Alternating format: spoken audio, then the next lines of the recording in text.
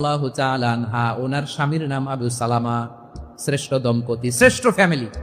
প্রথমে হিজরত করেছিলেন হাবাসায়, পরে হিজরত করেছেন মদিনায়।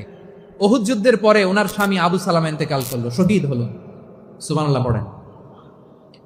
যখন আবু সালামা ইন্তেকাল করলো, উম্মে সালামা রাদিয়াল্লাহু তাআলা আনহা কেঁদে কেঁদে হয়রান। আর নবীর শিখানো বাণী অনুযায়ী তিনি বারবার পড়ছিলেন ইন্না লিল্লাহ। কি পড়ছিলেন? জামু কি হরমু এগুলো বলে নেই, কি বলছে? ইন্না লিল্লাহ।